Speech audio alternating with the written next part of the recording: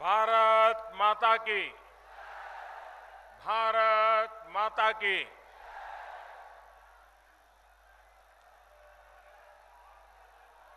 महात्मा बुद्ध की महापरिनिर्वाण स्थली कुशीनगर की ई पवित्र भूमि के प्रणाम करत बानी। सब काम धाम, खेती बाड़ी, जोतनी बोवनी छोड़ के रउआ लोग इतनी बड़ी संख्या में यहां आयल बीड़ी ई देख के हमारा मन गदगद हो गईल बा। आप लोगन के भी प्रधान सेवक का नमस्कार। ये भगवान बुद्ध का धरती है, भगवान महावीर का ये धरती है।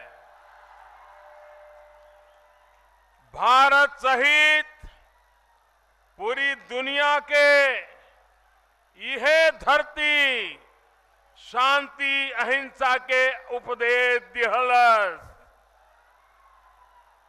अस्तेर और क्रांति एवं योग का उन्नायक शिवावतारी महायोगी गोरखनाथ यही क्षेत्र के अपने तपस्या के लिए चुनल।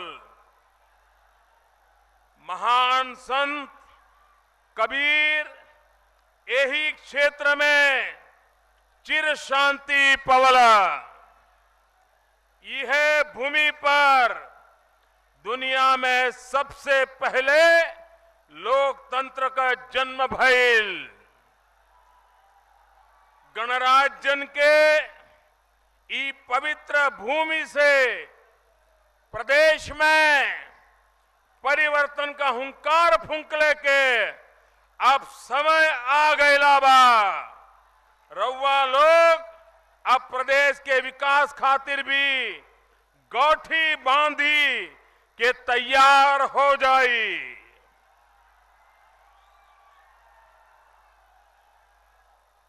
मंच पर विराजमान श्रीमान ओम जी, प्रदेश के उत्साही लोकप्रिय नौजवान अध्यक्ष श्री केशव प्रसाद मौर्य जी,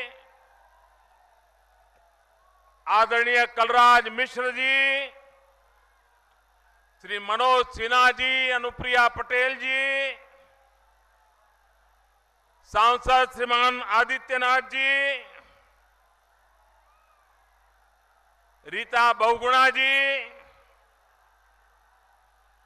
श्रीमान रमापति जी, रामेश्वर जी, सूर्य प्रताप जी, उपेंद्र शुक्ला जी, स्वामी प्रसाद मौर्य जी, हमारे यहां के सांसद श्रीमान राजेश पांडे जी, श्रीमान कामेश्वर सिंह जी, श्री राम चौहान जी, संतोष सिंह जी, जन्मेजय सिंह जी, दारा सिंह जी, विजय दुबे जी, स्वतंत्र देव सिंह जी, जयप्रकाश जी, शिव प्रताप शुक्ला जी, जयप्रकाश निषाद जी, भाई पंकज सिंह, महेंद्र यादव जी, श्री गंगा सिंह कुशवाहा जी, रविंद्र कुशवाहा जी और विशाल संख्या में पधारे हुए मेरे प्यारे भाइयों और बहनों, मुझे एक बार फिर आप सबके बीच आने का सौभाग्य मिला है। 2014 के चुनाव में मैं उत्तर प्रदेश के काशी क्षेत्र से चुनाव लड़ रहा था। उत्तर प्रदेश के कई स्थानों में जाने का सौभाग्य मिला था, लेकिन मेरे भाइयों बहनों, उस समय मैं खुद चुनाव लड़ रहा था, यहां कुशीनगर में भी आया था, लेकिन उस समय सभा में इससे आधे लोग भी नहीं आते थे।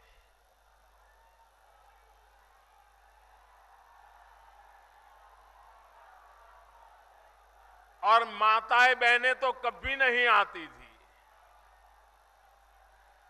आज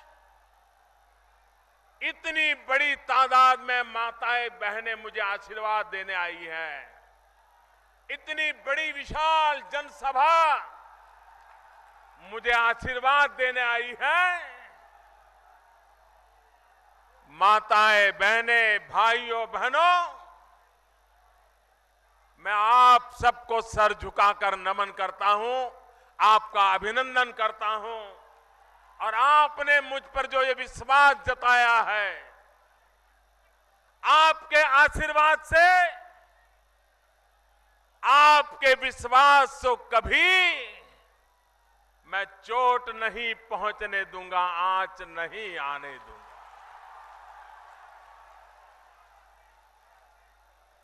भाइयों बहनों, हम सालों से सुनकर के आए हैं कि हमारा देश कृषि प्रधान देश है।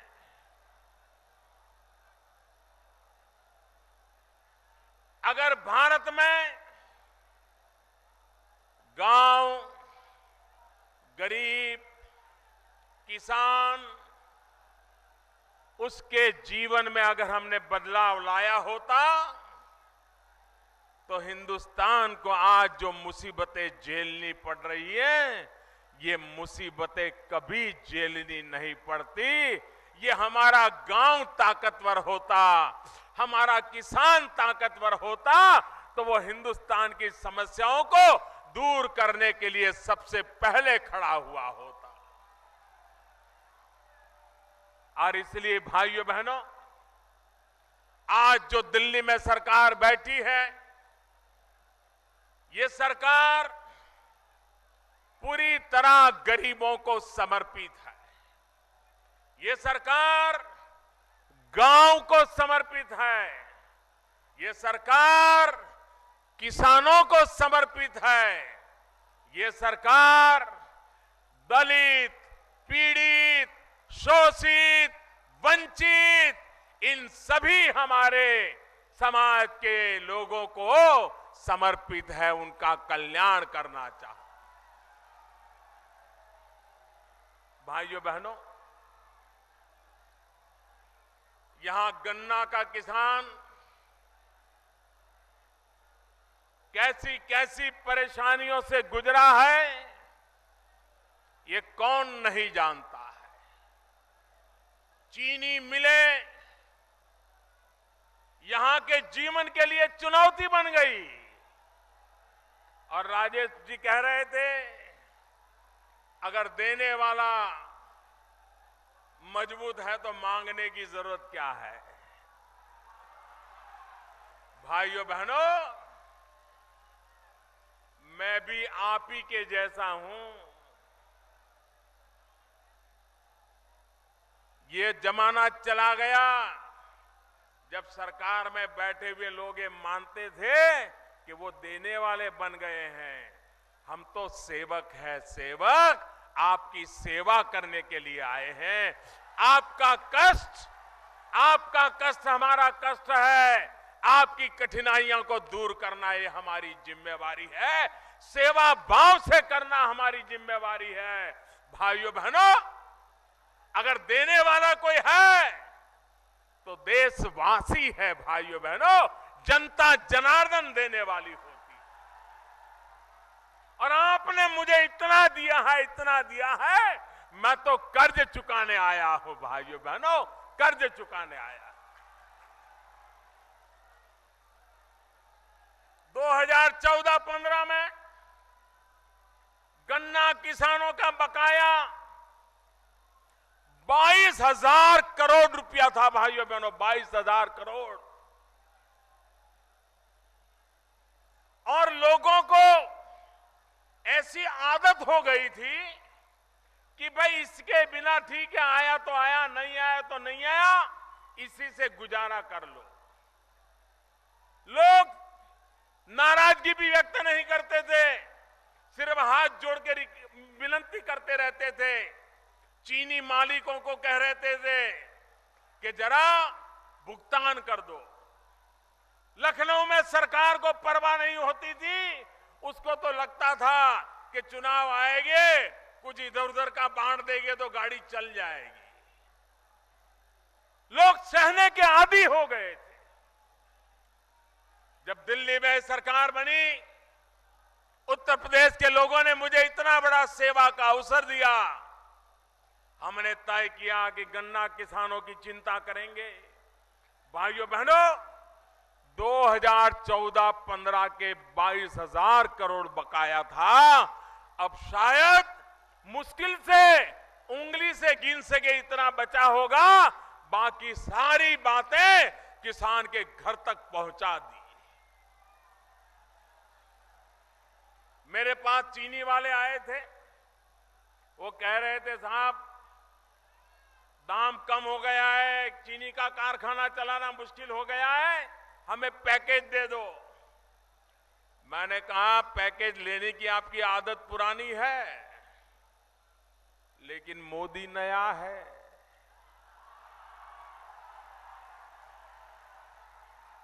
मुझे ये पुरानी आदत आती नहीं है। तो पहली मीटिंग में मैंने कहा जो मांगो देने को तैयार हूं, तो बड़े खुश होकर के गए। फिर मैंने धीरे से अफसरों को भेजा और मैंने कहा कि जरा मुझे सूची दो, कौन कौन गन्ने किसान का कितना पैसा बकाया है, उसकी जरा सूची दो। तो चीनी मिल के लोग जरा कांपने लग गए। फिर दोबारा मिलने आए। मैंने कहा पैकेज मिलेगा, लेकिन कारखाने के मालिक को नहीं मिलेगा, हमें सूची दे दो। गन्ना किसान का जो बकाया है सीधा सीधा उसके बैंक अकाउंट में जमा करेंगे, आपको बीच में नहीं आने देंगे। तो वो कहने लगे नहीं नहीं साहब पैकेज नहीं चाहिए, यहां तक कहने लगे पैकेज नहीं चाहिए। भाइयों बहनों, सरकार ने फैसला किया गन्ना किसानों का बकाया है, उसका पैकेज चीनी मालिकों को नहीं दिया जाएगा, गन्ना किसानों के खाते में जमा होगा। और जिन जिन लोगों ने बैंक का खाता खुलवाया उसका तुरंत फायदा उनको मिल गया, उनके खाते में सीधा पैसा जमा हो गया, कोई बिचौलिया बीच में नहीं आया। भाइयों बहनों, चीनी मिले चले, गन्ना किसान को उसकी मेहनत का पैसा मिले, इसके लिए हमारी भरपूर कोशिश है। लेकिन इसके लिए एक के बाद एक कदम उठाने पड़ते हैं। हमने कदम उठाया कि जब चीनी का दाम कम हो जाता है दुनिया में, तो चीनी मिलें बंद हो जाती हैं। चीनी मिलें बंद हो जाए तो गन्ना किसान का गन्ना कोई खरीदता नहीं है, और खरीदता है तो 3 महीने 4 महीने के बाद खरीदता है, और तब उसका वजन कम हो जाता है। वजन कम हो जाता है तो किसान तो घाटे में ही चला जाता है। ये खेल चलता रहता है और बेचारा किसान चुपचाप सहन करता रहता है।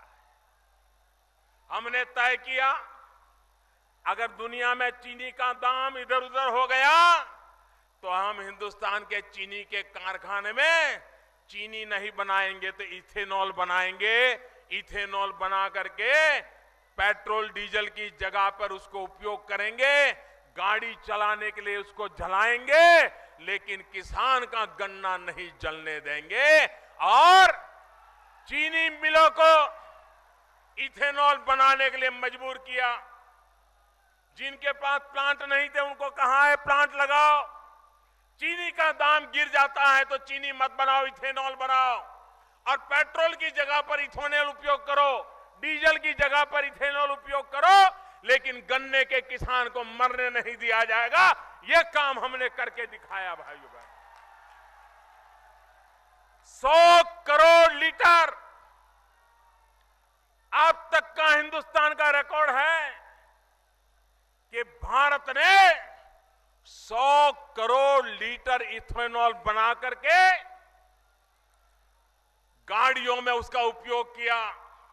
उसके कारण जो विदेशों से तेल लाना पड़ता है उसमें हम कुछ बचत कर पाए, इधर गन्ना के किसान को भुगतान कर पाए। भाइयों बहनों, समस्याएं आती है, लेकिन समस्याओं के रास्ते भी खोजे जा सकते हैं। ये सरकार ऐसी है जो समस्याओं को भी सामना करने के लिए हर पल तैयार रहती है, जनता जनार्दन के साथ खड़े रह करके चलती है। भाइयों बहनों, मैं हमेशा कहता हूं, उत्तर प्रदेश का भला तब तक नहीं होगा जब तक उत्तर प्रदेश का पूर्वी उत्तर प्रदेश उसका विकास नहीं होगा। पूर्वी उत्तर प्रदेश का विकास होना चाहिए, और विकास करने के लिए रेल का काम हो, रोड का काम हो, इसके लिए भारत सरकार अरबों खरबों रुपए लगा रही है। हमारे मनोज सिन्हा जी रेल मंत्री दिन रात लगे हुए हैं कि रेल में विकास उत्तर प्रदेश में कैसे हो, उत्तर प्रदेश के लोगों को कैसे लाभ मिले। पूर्वी उत्तर प्रदेश में कोई बीमार हो जाए तो कहां जाए, कब पहुंचे, अच्छी अस्पताल नहीं। भारत सरकार ने निर्णय किया गोरखपुर के अंदर एम्स का अस्पताल लगा देंगे, और उस पूरे इलाके के भाग्य को बदलने के लिए, उनको आरोग्य की सुरक्षा देने के लिए हम काम करेंगे। फर्टिलाइजर का कारखाना, उसको चालू करने का हमने निर्णय किया। एक जमाना था भैया, बहुत बहुत प्यार का, आपका प्यार सर आंखों पर भैया, आपका प्यार सर आंखों पर। अब जगह है नहीं, कोई आगे आ नहीं पाओगे भैया। अब ये जन सैलाब उमड़ पड़ा है।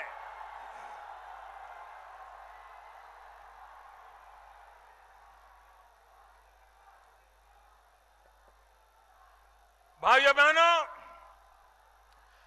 हमने देखा है हमारे किसान को जब यूरिया चाहिए, यूरिया, किसान को रात रात यूरिया लेने के लिए कतारों में खड़े रहना पड़ता था।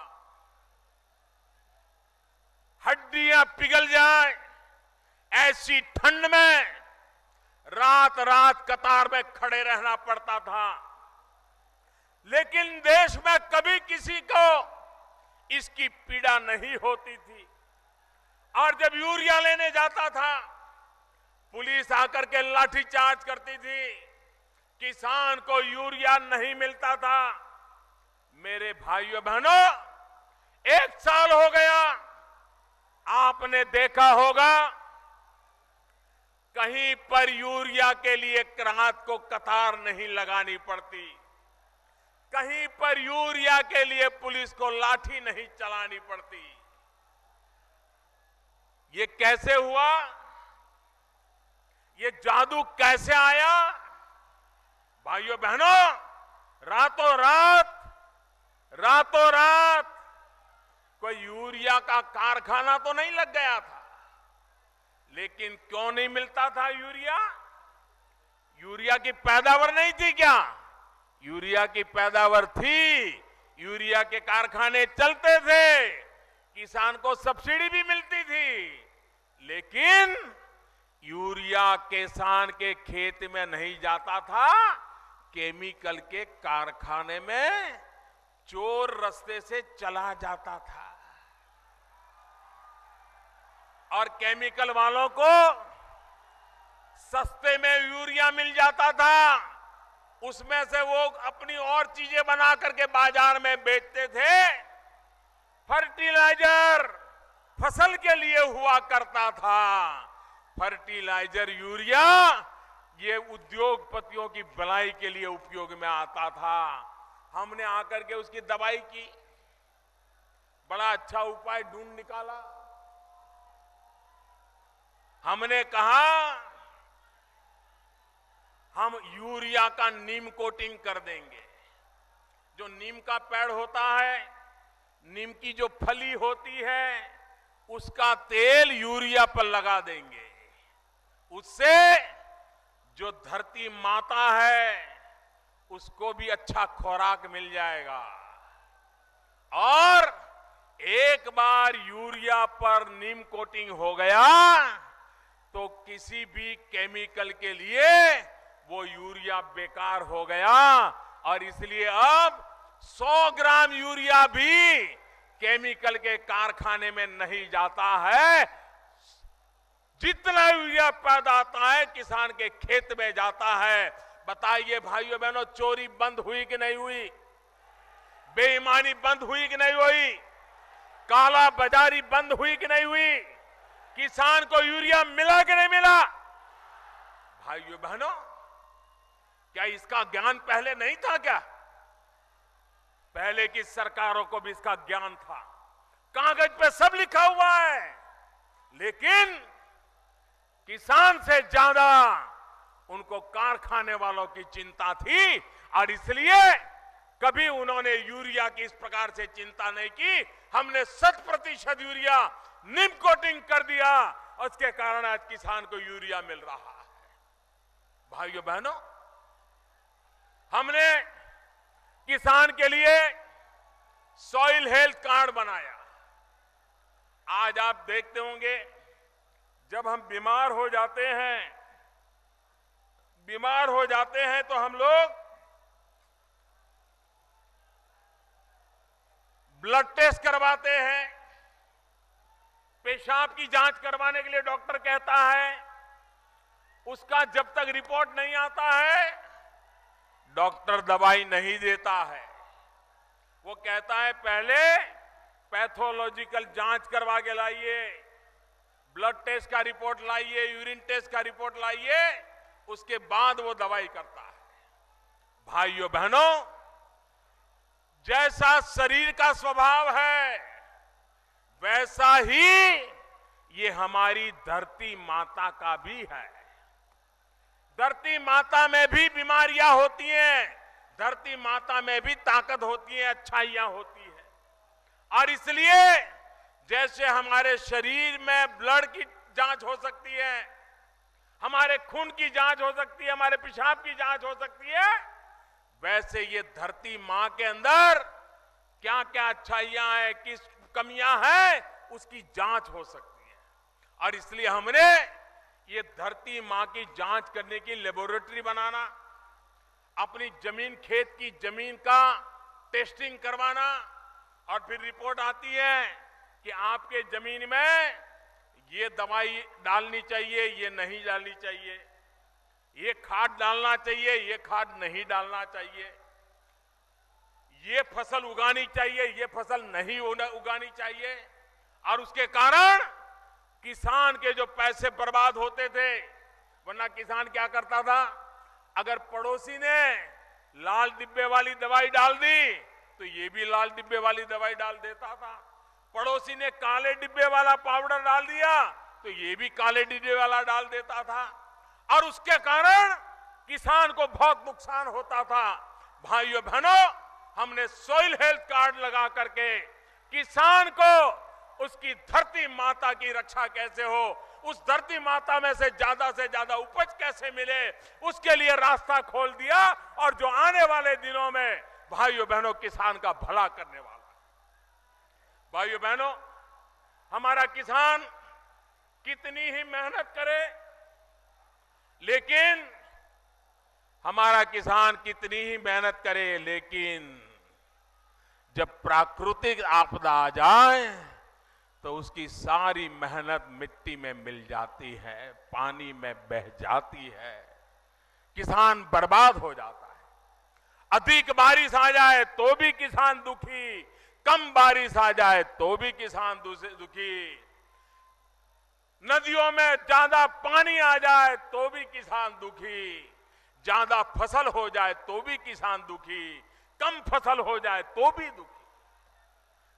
इस किसान की रक्षा कैसे करेंगे भाइयों बहनों? और इसलिए प्रधानमंत्री फसल बीमा योजना हम लाए हैं। प्रधानमंत्री फसल बीमा योजना, और उसमें किसान को बहुत कम पैसा देना है, बहुत कम देना है। भारत सरकार पैसे देगी और आपकी फसल को कोई भी प्राकृतिक नुकसान होगा तो उस किसान को बीमा योजना से पूरा का पूरा पैसा मिलेगा भाई। इतना ही नहीं, आपने तय किया हो कि जून महीने में बुआई करनी है, लेकिन बारिश नहीं आई। आपने सोचा जुलाई में करेंगे, फिर भी बारिश नहीं आई। आपने सोचा अगस्त में करेंगे, फिर भी बारिश नहीं आई। पानी नहीं आया तो बुआई कहां करोगे? और बुआई नहीं की तो फसल कहां होगी? और फसल नहीं होगी तो फसल बर्बाद भी कैसे होगी? तो ऐसी स्थिति में किसान क्या करेगा? जिसकी बुआई नहीं हुई उसको तो फसल नहीं आनी, तो फसल बीमा लगना नहीं है। पहली बार इस देश में दिल्ली में ऐसी सरकार बैठी है, इसने ऐसा प्रधानमंत्री फसल बीमा योजना लाए हैं कि प्राकृतिक आपदा के कारण अगर बुआई नहीं हुई तो भी उसका हिसाब लगाकर उसको मिनिमम बीमा का पैसा दिया जाएगा। भाइयों बहनों, कभी हमारा किसान अच्छी फसल हो, खुशी मना रहा हो, खेत में फसल काट करके खलिहान में बड़ा ढेर किया है अपनी किसानी पैदावार का, अब वो इंतजार कर रहा है कि कोई ट्रैक्टर मिल जाए और ट्रैक्टर में सामान रख करके बाजार में मंडी में जाकर के बेच करके आ जाऊंगा। अब उसको ट्रैक्टर आने में देर हो गई, 2-4 दिन 5 दिन, ट्रक आने में देर हो गई, मंडी सामान पहुंचाने में मुश्किल हो गया, और अचानक बारिश आ गई। सारी फसल तैयार है, खेत में ढेर पड़ा है, फसल का बीमा कहां से मिलेगा? क्योंकि सब पूरा हो गया था। यह दिल्ली में ऐसी सरकार है जो किसानों की चिंता करने वाली सरकार है। हमने प्रधानमंत्री फसल बीमा में योजना बनाई कि फसल की कटाई के बाद जो फसल का ढेर है, अगर 15 दिन के भीतर भीतर कोई प्राकृतिक आपदा आ गई और किसान का नुकसान हो गया तो उसका बीमा भी मिलेगा। भाइयों बहनों, आप मुझे बताइए भाइयों, बुआई से लेकर के कटाई तक हर परिस्थिति में बीमा देने की ताकत ये दिल्ली में बैठी हुई सरकार लेकर के आई है। लेकिन मैं दिल्ली की सरकार को कहना चाहता हूं, अगर अब झगड़े शांत हो गए हो, आपके पास समय हो, यहां के गरीबों की चिंता करने की फुर्सत हो, किसानों की चिंता करने की फुर्सत हो, तो उत्तर प्रदेश सरकार ये प्रधानमंत्री फसल बीमा योजना उत्तर प्रदेश में लागू करवाएं। यहां के किसानों को जरा लाभ मिले। खर्चा दिल्ली सरकार करने को तैयार है, काम करने के लिए उत्तर प्रदेश की सरकार कुछ करे। मुझे नहीं लगता है कर पाएंगे, उनको इसमें इंटरेस्ट ही नहीं है। भाइयों, समस्याओं का समाधान करने में इंटरेस्ट नहीं है। भाइयों बहनों, आप बताइए, यहां की हमारी गंडक नहर, कितनी लंबी गंडक नहर है, लेकिन उसके तलहटी में सारा मिट्टी भरी पड़ी है और उसके कारण पानी की संग्रह क्षमता कम हो गई है और कैनाल के आखिर में पानी पहुंचता ही नहीं है। पानी दिखता है किसान का खेत सूखा है। भाइयों बहनों, हम कह कह करके थक गए इन सरकारों को। उत्तर प्रदेश सरकार को कह कह कर थक गए कि मनरेगा के पैसे हम दे रहे हैं, अब मनरेगा से इस गंडक की नहर जो है उसको जरा मिट्टी निकलवाइए ताकि पानी मेरे किसानों को पहुंचे। उनको ये करने की भी फुर्सत नहीं। आप मुझे बताइए भाइयों, क्या ये कूड़ा कचरा निकालना वो कोई राजनीति है क्या? राजनीति है क्या? ये कूड़ा कचरा निकालोगे तो किसान का भला होगा कि नहीं होगा? अगर नहर साफ होगी तो किसान का भला होगा कि नहीं होगा? लेकिन भाइयों बहनों, ये ऐसे राजनीतिक प्रकृति के लोग हैं कि उनको कूड़ा कचरा निकालना ही नहीं है। उनको सब जगह पे कूड़े कचरे में ही मजा आता है। अभी पिछले दिनों हमने एक निर्णय किया भ्रष्टाचार के खिलाफ, काले धन के खिलाफ 500 और 1000 की नोट बंद कर दी।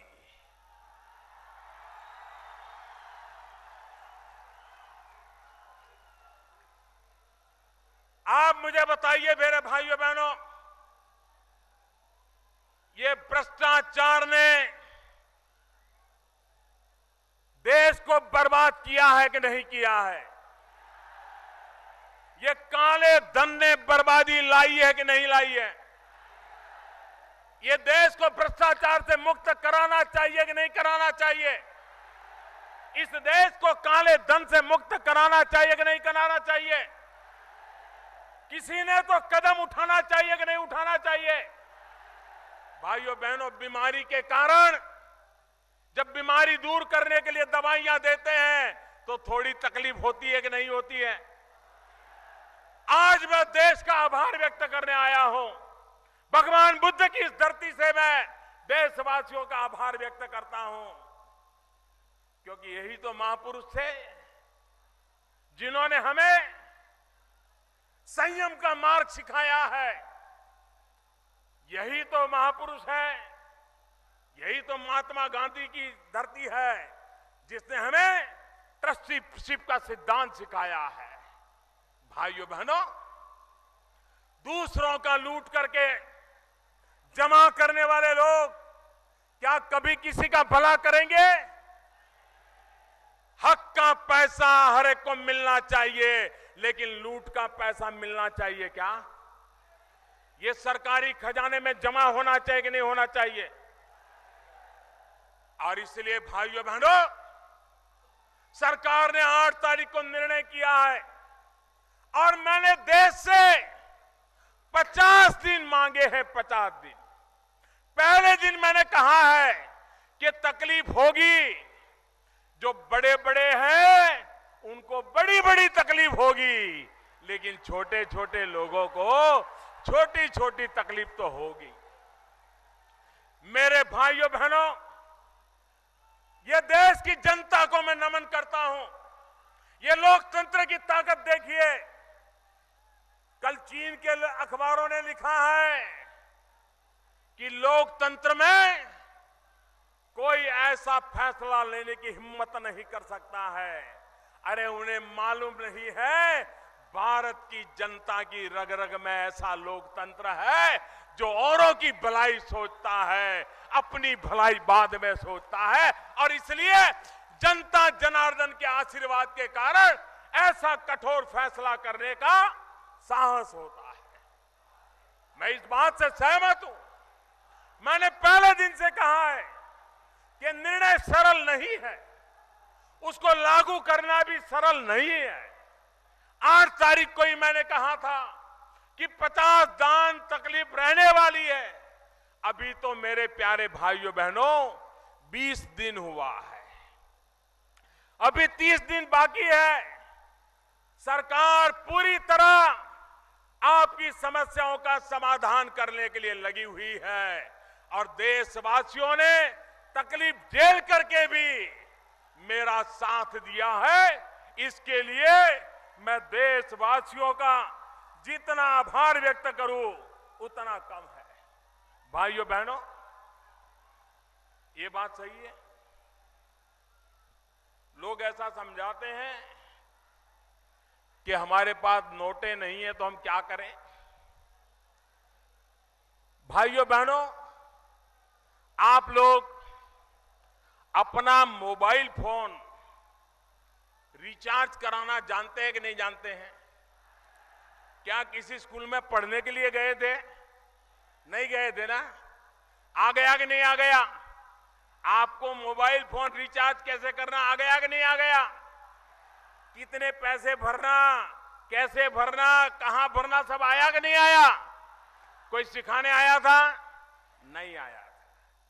भाइयों बहनों, आप व्हाट्सएप करते, व्हाट्सएप यूं यूं करते चला जाता है। कोई सिखाने आया था? कोई पढ़ाने आया था? किसी स्कूल में सीखने गए थे? आपको आया कि नहीं आया? आज भाइयों बहनों, टेक्नोलॉजी इतनी सरल है कि यहां आप लोग फोटो निकालते हैं और यहीं से अपने दोस्तों को फोटो भेज रहे हैं। भेज रहे हो ना? मैं देख रहा हूं सब लोग फोटो निकाल रहे हैं। भेज रहे हो ना? जितनी आसानी से आप अपने मोबाइल फोन से फोटो भेज सकते हो, व्हाट्सएप भेज सकते हो, अपने मोबाइल फोन का अकाउंट रिचार्ज करा सकते हो, उतनी ही आसानी से बैंक में अगर आपका खाता है, बैंक में अगर आपका पैसा है, तो आप मोबाइल फोन से जो भी खरीदना हो खरीद सकते हो, जो भी लेना हो ले सकते हो। आज आपका मोबाइल फोन, ये आपका मोबाइल फोन यही आपके बैंक की ब्रांच बन गया है। आपके हथेली में आपकी अपनी बैंक बन गई है।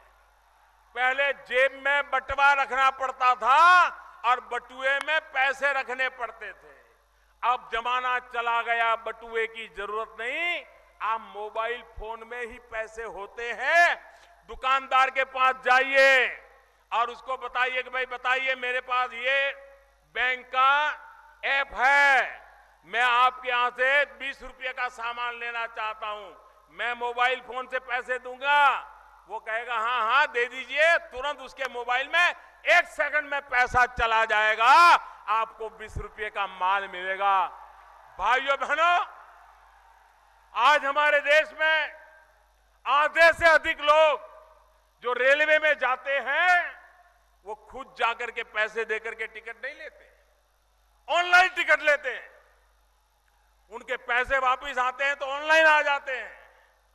भाइयों बहनों, आज आपने अखबार में एक इश्तहार देखा होगा, एक एडवर्टाइजमेंट आज आपने अखबार में देखा होगा।